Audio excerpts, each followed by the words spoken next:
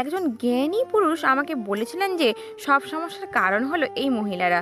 তখন আমি বললাম, হ্যাঁ, ঠিকই বলেছেন, সব সমস্যার কারণ হলো এই মহিলারা। কারণ কি, সে একজন মূর্খকে 9 মাস 10 দিন পেটে ধরে জন্ম দেয়, সযত্নে লালন পালন করে বড় করে তোলে। এই জন্যেই যে সে বড় হয়ে বলতে পারে যে সব সমস্যার কারণ হলো এই মহিলারা। আর সত্যি মেয়েদের বুদ্ধি হয় না, তাই তারা অচেনা অজানা মানুষের সাথে দিব্যি সংসার করে। তাও আবার প্রতিদিন প্রতিটা মুহূর্তে তাদেরকে কত অপমান, কত লাঞ্ছনা সহ্য করতে হয়। তবুও মনে হয় যে কিছুই হয়নি, এমনই ভাব দেখায়। বুকের ব্যথা বুকে চেপে রেখে আবার সবার জন্য রান্না করে হাসি মুখে, পরিবেশনও করে, সবাইকে খেতে দেয়। তবুও কিছু মানুষ বলে যে সব সমস্যার কারণ হলো এই মহিলারা। নমস্কার আমার প্রিয় বন্ধুরা, শুভ সকাল। তোমরা সকলে কেমন আছো? আশা করছি সকলে যে যেখানে আছো সকলে ভালো আছো এবং সুস্থ আছো। মেদিনীপুরের এই ছোট্ট গ্রাম থেকে আমি মোম, আমার চ্যানেল অভিনব ক্রিয়েশনে তোমাদের সকলকে জানাই অনেক অনেক স্বাগত, অনেক অনেক ভালোবাসা। আর হ্যাঁ, তোমাদের জন্য রয়েছে একটা সুন্দর ভিডিও। পুরো ভিডিওটা না স্কিপ করে সম্পূর্ণ দেখার অনুরোধ রইল তোমাদের কাছে। আর দেখো বন্ধুরা, সকাল সকাল যেই কাজ রোজ থাকে, তো আজকেও সেই কাজের কোনো ব্যতিক্রম নেই। আজকেও রয়েছে সেই একই কাজ, ছড়া মাদুলি দিয়ে ঘর ঝাঁট দিয়ে এখন এসেছি ঘরটা লেপতে। তো দেখো ঘরটা লেপে নিচ্ছি। আজকে এই দেখো ঠাকুর ঘরের আগের দিকটা লেপলাম। আর দেখো চেয়ারগুলো যেখানে রাখা হয় সব সময়ই থাকে, তো ওইখানটায় না মাটিগুলো খুব খুলে গেছে।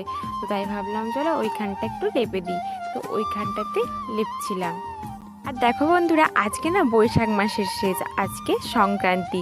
তো তোমাদেরকে দেখেছিলাম বৈশাখ মাসের শুরুতে আমাদের গ্রামে একবার নগর কীর্তন হয়, আর বৈশাখ মাসের শেষেও না 2 দিন হয় নগর কীর্তন, 3 দিন হয়। তো আজকে আমাদের এই দিক দিয়ে যাচ্ছে সংক্রান্তির দিন। তো হরে কৃষ্ণ, হরে কৃষ্ণ, হরে কৃষ্ণ।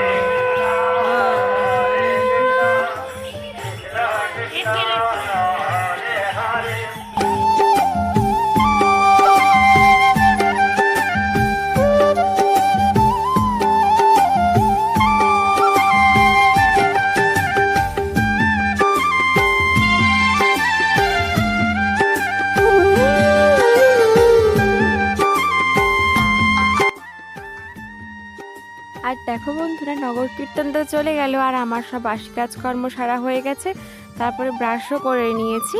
আর এদিকে দেখো বাবা মা চা খাবে বলে ওদেরকে চা দিয়ে দিলাম, চা খেতে দিয়ে দিলাম। আর কয়েকটা বিস্কুট ছিল, তো মা তো প্রায় মুড়িই খায় চায়ের সঙ্গে। আর বাবাকে আর আমার বাবাইকে দিয়ে দিলাম হচ্ছে বিস্কিটগুলো ফিরে এসেছিলো মানে শেষের পথে, তার জন্য দেখো যেগুলো ভাঙাভাঙিগুলো ছিল তো সেগুলোই দিয়ে দিলাম ওদেরকে খেতে। তারপরে আমি যাব ঠাকুর সেবা দিতে। ওদেরকে চা মুড়ি খেতে দিয়ে এখন চলে এসেছি ঠাকুর সেবা দিতে। তো ঠাকুর সেবা দেওয়ার আগে আমার যে কাজগুলো থাকে, ঠাকুর মন্দিরটাকে পরিষ্কার করা, মানে হরি মন্দিরটাকে ভালো করে জল দিয়ে ধুয়ে মুছে নেওয়া, তো সেটাই আমি করছি। তো তারপরে দেব পুজো। তো আজকে না চুলটাতে একটু শ্যাম্পু করেছিলাম, তো অনেক দিনই শ্যাম্পু করা হয় না। তো বাবাই রয়েছে, বুঝতেই পারো, তো ওর ঠান্ডা লাগবে, তার জন্য আমিও খুব একটা শ্যাম্পু বেশি করি না। তো যখন দেখছি একটু মাথাটা নোংরা হয়ে যাচ্ছে, তো তখনই করি। মানে ওই আগে তো মানে কি করতাম, 3-4 দিন অন্তর মাথাতে শ্যাম্পু নিতাম, কিন্তু এখন তা হয়ে ওঠে না। তো 8 দিন, কোনো সময় 10 দিনও হয়ে যায় শ্যাম্পু নেওয়া। তো আজকে শ্যাম্পুটা নিয়েছিলাম, তাই চুলটা একটু এলোমেলো রয়েছে। দেখো বন্ধুরা, ঠাকুর পুজো দিয়ে এসে একটু মুড়ি খেয়ে নিয়েছিলাম। তারপর দেখো এই রান্না চাপাতে চলে এসেছি। একটু বেলাও হয়ে গেছিলো, যেহেতু বললাম আমি শ্যাম্পু করেছিলাম মাথাতে, তো একটু বেলা হয়ে গেছিলো, তার জন্য তাড়াতাড়ি করে চাপিয়ে দিলাম রান্নাটা। তো আজকে একটু ডিম সেদ্ধ বসিয়েছি, ডিমের ঝোল বানাবো, আর একটু নোটে শাকের টক বানাবো। আজকে নোটে শাকের টকের রেসিপিটা তোমাদেরকে শেয়ার করব। এটা না আমাদের এই গ্রামে খুব প্রচলিত। তো মানে নোটে শাকের টকটা খুব ভালো লাগে, আম দিয়ে টক করলে খেতে খুব ভালো লাগে কিন্তু নোটে শাকের টকটা। আজকের রেসিপিটা তোমাদেরকে শেয়ার করব। আর হ্যাঁ, আমি তো তোমাদেরকে আগের ভিডিওতে বলেইছি যে আমার মানে শরীরটা খুব একটা ভালো নেই। তো দেখো মানে এখনও শরীরটায় সেই মানে প্রবলেম প্রবলেমটা রয়েছে। তো তার জন্য মানে ভয়েসটা শুনলে তোমরা বুঝতে পারবে যে তেমন একটা মানে ভালো যাচ্ছে না শরীরটা। তো কখনো কখনো মনে হয় যে না খুব আরাম পাচ্ছি, ভালোই লাগছে শরীরটা। আবার অনেক সময় না মানে খুব এখন কি সমস্যাটা হচ্ছে বলতো, খুব অল্পতেই না ক্লান্ত হয়ে যাচ্ছি মানে। তো যাই হোক বন্ধুরা, দেখো এখন আমার রান্না প্রায় শেষেরই পথে। ভাতটাও হয়ে গেল আর ডিমের ঝোল কুমড়ো ভাজা আমি করে নিয়েছি। এখন করব টকটা। দেখো কড়াইতে তেল দিয়ে দিয়েছি সোমরা ফোড়ন। তারপরে দেখো আমগুলো আঁটি হয়ে গেছে বলে মানে ছিলে ছিলে করে কেটে নিয়েছিলাম। আমগুলোকে দিয়ে নুন হলুদ দিয়ে দেখো একটু ভাজা ভাজা করে নেব। একটু ভাজা ভাজা করে দিয়ে দেবো কুটে রাখা ওই যে নোটে শাকটা। আর দেখো বন্ধুরা, নোটে শাকটা দিয়ে সামান্য একটু নাড়াচাড়া করেছিলাম। তারপরে দিয়ে দিলাম মশলাতে কিছুই না, সামান্য একটু সর্ষে আর দুটো কাঁচা লঙ্কা, ব্যাস ওটা বাটা দিয়ে দিলাম। তারপর একটু সামান্য জল দেব। জল বেশি লাগবে না, কারণ নোটে শাক থেকে এমনিতেই জল বের হয়। তার জন্য দেখো কম করে একটু জল দিলাম। আর তারপর শাকটা একটু ফুটতে দেবো, ব্যাস ফুটে এলেই দিয়ে দেবো সামান্য একটু চিনি মিষ্টির জন্য। টক আর মিষ্টির ব্যালেন্সটা ঠিকঠাক হলেই দেখবে টকটা খেতে কিন্তু খুব সুন্দর লাগে। আর টকটা দিয়েই কিন্তু তোমার ভাত খাওয়া হয়ে যাবে। বন্ধুরা কি তরকারি হয়েছিল তোমাদেরকে দেখিয়ে দিলাম, ভাতটাও বেড়ে নিলাম। হয়েছিল কুমড়ো ভাজা, ডিমের তরকারি আর নোটে শাকের টক। আর মা খেতে খেতে বলেছিল নোটে শাকের টকটা কিন্তু দারুণ হয়েছিল। আজকে শাশুড়ি বৌমাতে মিলে খেয়েছিলাম। আর বাবাইকে তো একটুখানি একটু খাইয়ে দিয়েছিলাম, দুধ দিয়ে ভাত খাইয়ে দিয়েছিলাম। আর বাবা খেতে গেছিলো অন্য লোকের বাড়ি, মানে নেমন্তন্ন ছিল তার জন্য। আর দেখো বন্ধুরা, তোমাদেরকে বলেছিলাম যে এখন আমার শরীরটা একটু খারাপ যাচ্ছে।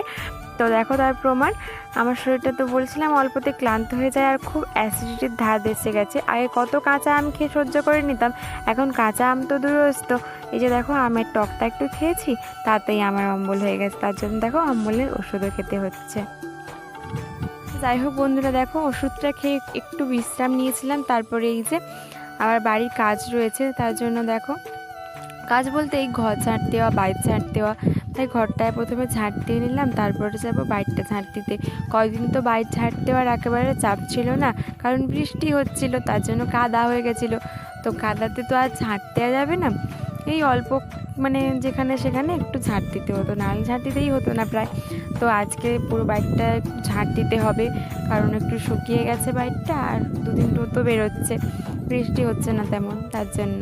দেখো বন্ধুরা, আমি এখানে ঝাঁট দিতে আসছি আর বাবাই দেখো আমার পেছন পেছন তো আসছিল, তারপরে এসে আমার সামনে সামনে দাঁড়াচ্ছি। যেখানে আমি ঝাঁট দিচ্ছি সেখানে এসে দাঁড়াচ্ছি। আর ওর সামনে থাকলে তো আর ঝাঁট দেওয়া যায় না, কত ধুলো ময়লা ওড়ে।